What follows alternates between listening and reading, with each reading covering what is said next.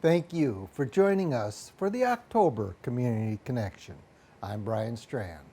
I'd like to remind you that you can stay up to date with the City of Fridley by subscribing to email updates and following the City of Fridley on Facebook, Instagram, LinkedIn, and Twitter. The City of Fridley's Public Works and Engineering departments have been very busy this summer. On September 17th, they installed a new pedestrian bridge over the pond at the Civic Campus, connecting the campus to the new development just to the south.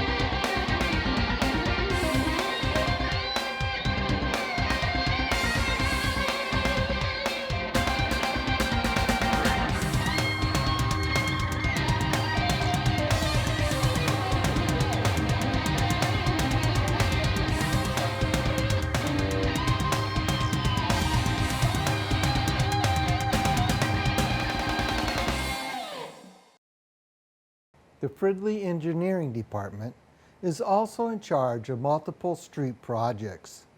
Fridley's engineer Brendan Brodhag walks us through two of the bigger projects.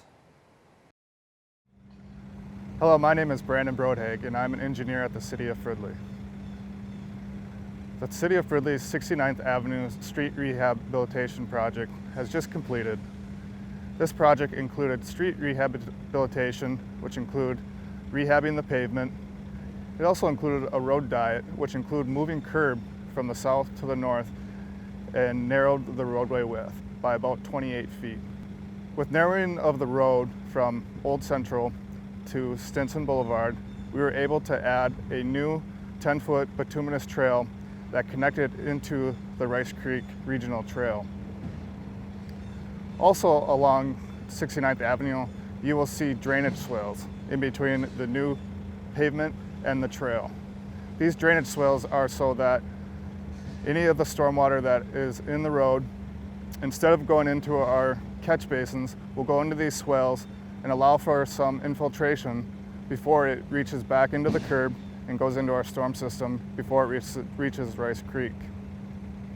We have also added with that project concrete medians on both sides of the railroad tracks. This is for a future project with the City of New Brighton to have a quiet zone so that when trains go through, they will not be blaring their horns. Another project that the City of Fridley Engineering Department is doing is the 2019 Street Rehabilitation Project. This project includes the streets along right in front of the city campus, University Ave East Service Road from Trunk Highway 47 to 73rd. It also includes 71st Avenue from the service road down to Locke Parkway. And it also includes 69th Avenue from the cul-de-sac to the service road. A change has happened at 69th Avenue from the access to the service road. We have expanded the existing pond that was just south of Locke Parkway and north of 69th Avenue, and now there will be no more access between 69th Avenue and the service road. Another part of the project is the street rehab and doing spot curb. We're also adding, with the project, a trail on the west side of the service road from Trunk Highway 47 up to 73rd on the west side. It'll be on the west side of Holiday Station as well. Another part of the project is adding a sidewalk along the south side of 71st Avenue. This concrete sidewalk is 6 feet wide, and it goes from the service road all the way down to Locke Parkway and connects into other trail and sidewalk connections. This project will be completed by the end of October. You can see all updates for the project on the city's webpage under Engineering Projects 2019 Street Rehab. Elections are just around the corner. Brooke Hall fills us in on how we can cast our ballots in the year of the COVID. Election Day is on November 3rd and early voting is well underway. There are 3 ways to vote in the upcoming election: absentee by mail, absentee by early voting, and in person on Election Day. All Minnesota voters are eligible to vote by mail. You can request an absentee ballot to be mailed to your home on mnvotes.org. It is recommended that you request a ballot no later than 10 days before Election Day. You can also track your ballot online to ensure delivery to your home and back to Anoka County. Absentee voting can be done through early voting at City Hall. You still have to apply for an absentee ballot, but you vote in person at City Hall before Election Day. Ballots must be dropped off at the City Hall or Anoka County Government Center by 3 p.m. on Election Day. You cannot drop it at your polling place. More information and applications can be found at mnvotes.org. Lastly, you can vote in person at your polling place on Election Day from 7 a.m. to 8 p.m. Social distancing and hygiene accommodations will be in place, but all 12 polling locations will be open. You can find your polling place and other information at mnvotes.org or call the Fridley City Clerk's office at 763-572-3523. Alexandra House's Tina Bronson is here to inform us about October being Domestic Abuse Awareness Month and also what you can do to help. I'm Tina Bronson, Communications and Marketing Director for Alexandra House. Today I want to talk to you about Domestic Violence Awareness Month. Nearly 3 out of 4 Americans personally have or know someone who is experiencing domestic violence. So this October, we're asking our community to help Alexandra House raise awareness about the prevalence of domestic violence in our community and spread the word about our free confidential services to help those victims. October is nationally recognized as Domestic Violence Awareness Month, and it's a chance for everyone and anyone, victim, survivor, advocate, community member, and political leaders to get involved and united with the work to end domestic violence. So throughout the month of October, we're holding several initiatives to remind our community that there are countless people impacted by domestic violence, victims and their families, their loved ones and their friends and their community members alike. So you can help us by raising awareness and join these efforts, and it's really easy. With so many people speaking in a unified voice during the month of October about domestic violence, it raises our collective awareness about this critical issue. And it's only through collaboration that it will be possible to end domestic violence. So we encourage everyone to get involved and help raise awareness about violence and recognize the power that each one of us holds in making a difference. So here's how you can get involved. Participate in our yard sign campaign. You can purchase one of our DVAM yard signs and put it in your yard to raise awareness. These signs are available at our online store at alexandrahouse.org, and we're asking for a small $10 contribution to offset the cost of the yard sign. You can pair that with one of our purple light bulbs and illuminate your front porch with a purple light to shine light on domestic violence throughout the month of October. It's our countywide initiative to invite residents businesses and organizations to illuminate their front porch, their business windows or displays in purple lights. You can get this light bulb on our online store, and it's $3, still less than you'd get on Amazon. Then you can join us by wearing purple on Purple Thursday, which is October 22nd. And you can start a conversation about why you're wearing purple and what it means to you to end domestic violence in our communities. We'd encourage you to snap a photo and share it on social media, tagging Alexandra House at AlexHouseMN and using the hashtags #PurpleThursday, #DomesticViolence, or #DVAM2020. You can get one of our Ask Me Why I Wear Purple buttons as an accessory and wear that through the month of October.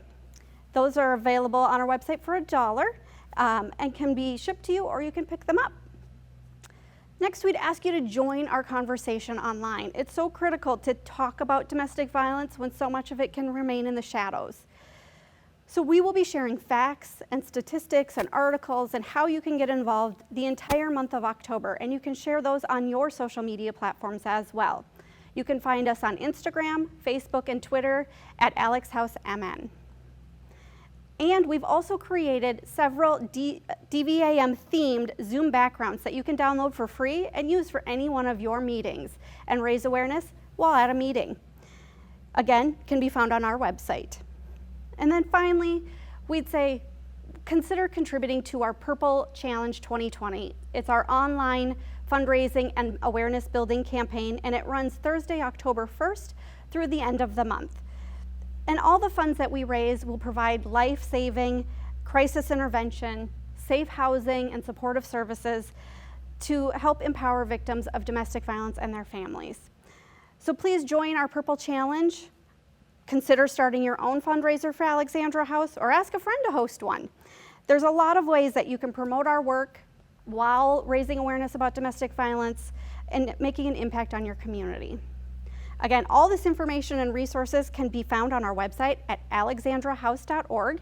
Plus, you can get all of our Domestic Violence Awareness Month related materials, your yard sign, a purple light bulb, Ask Me Why You Wear Purple button, plus our Zoom backgrounds, and our Alexandra House hoodies is all on our website in our online store. One last time, alexandrahouse.org. Thank you. Pumpkin Night in the Park has been canceled for 2020, but Nature Center and Recreation staff have come up with an alternative. It's called Pumpkin Pursuit in the Parks. Here at Springbrook Nature Center, Pumpkin Night in the Park is usually the highlight of our fall season. This year, unfortunately, we've decided to cancel the event in the interest of public safety. And ever since we've made that announcement, strange things have been happening everywhere. Don't want no pop, don't want no tip, no, not that one.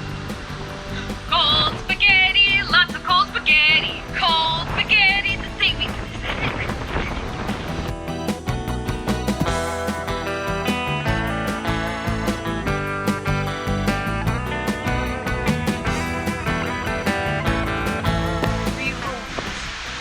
In the woods behind me, the majestic birds looking for their food amongst the windy trees, for their quest for survival ever be quenched.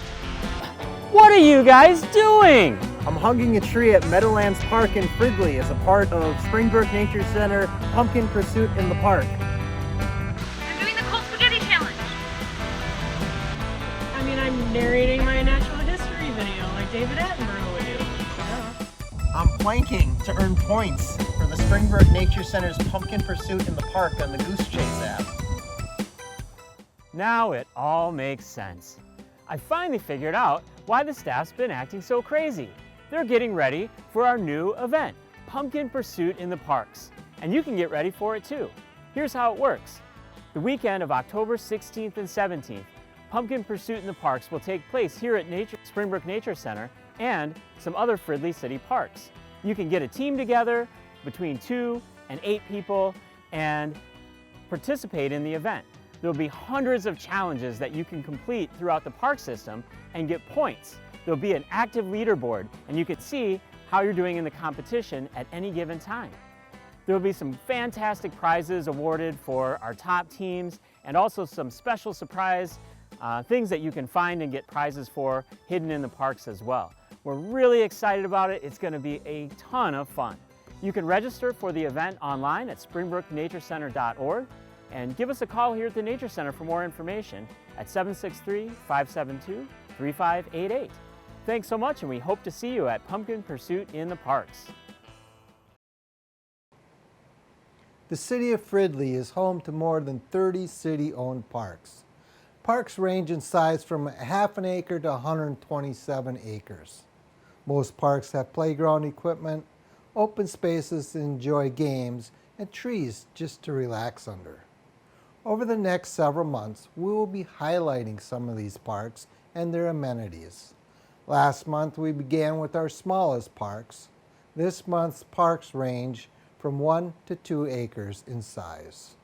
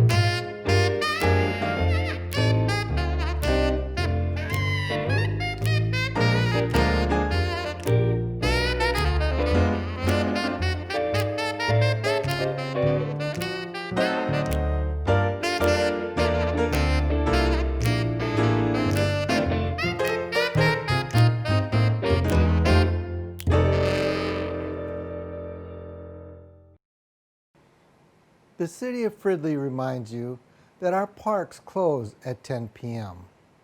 Tobacco products and alcohol consumption is not permitted in our parks. The city would also like to remind you that our park equipment is not cleaned or sanitized. The city also asks that you respect the neighbors of the city parks. In addition to the city parks, Fridley is home to 4 Anoka County parks. Fridley's Alyssa Cruzell and Anoka County's Todd Morowski introduces us to the parks and their many features.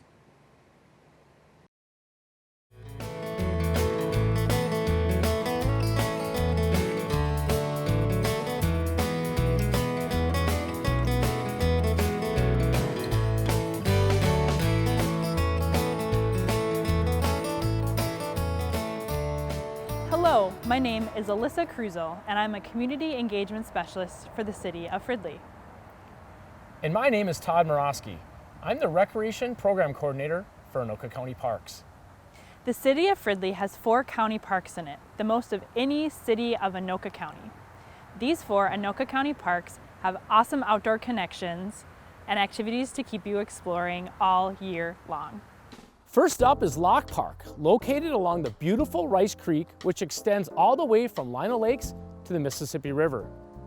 Twisting oak trees surround the picnic area and playground, providing a quiet space in the city.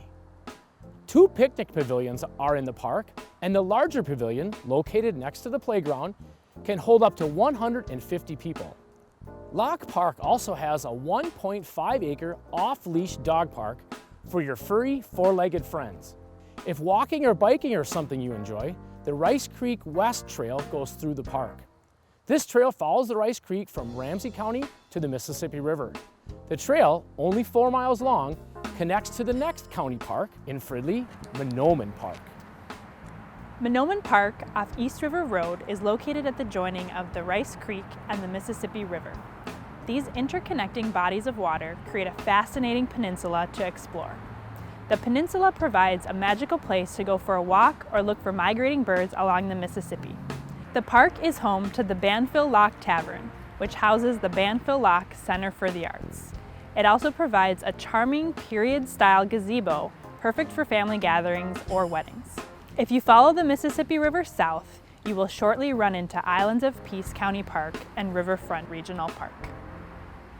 One of the biggest trail systems in Minnesota traverses through Mahnomen, Islands of Peace, and Riverfront County Parks. The trail is part of Minnesota's Mississippi River Trail, also referred to as the MRT, and is roughly 620 miles from Itasca State Park down to the Iowa border. If you were to continue on the MRT, you could follow the Mississippi River all the way down to the Gulf of Mexico, totaling 3,000 miles. What a spectacular feature that goes right through the city of Fridley. Islands of Peace County Park is a quaint little park with trails, a canoe launch, and interpretive signage exploring some of the natural features in the park. Spend the afternoon sitting under Minnesota's largest trees, the cottonwood, and shore fish on the Mississippi River. This park also has a unique feature for the grassy area, a natural bee lawn. This will provide a valuable food source for many species of bee. Islands of Peace is just north of Riverfront Regional Park. Riverfront is home to the beautiful Rydell Farmhouse, offering a unique gathering space in a beautiful setting, only minutes from Minneapolis and major highways. Many other amenities within the park include a boat launch, 2 picnic pavilions, and a new disc golf course, Riverfront 13. With different baskets and tee box locations, Riverfront 13 has many different combinations to keep your play interesting and new. Winter is also a great time to explore these 4 Anoka County parks. Explore the parks and trails with a winter hike or bring your snowshoes with for a snowshoe hike. You can even grab some of your discs to play a round of disc golf at Riverfront Regional Park in the winter. If your furry, 4-legged friend enjoys the winter, the Lock Park Dog Park remains open all year. Winter is also a great time to go fat tire biking on the trails in Lock Park or in Riverfront Regional Park along the Mississippi River Trail, also referred to as MRT. Explore the power of parks and unique outdoor connections right here in Fridley. Thank you for watching, and if you're looking for more information about these awesome parks in Fridley, visit anokacountyparks.com. We end this month's program on a somber note. In 2006, Mike Spencer joined the Fridley Fire Department. Mike would work his way up through the ranks to become Fridley's fire marshal. And then in 2019, he took over as Fire Chief and Deputy Director of Public Safety. Mike Spencer was laid to rest September 21st.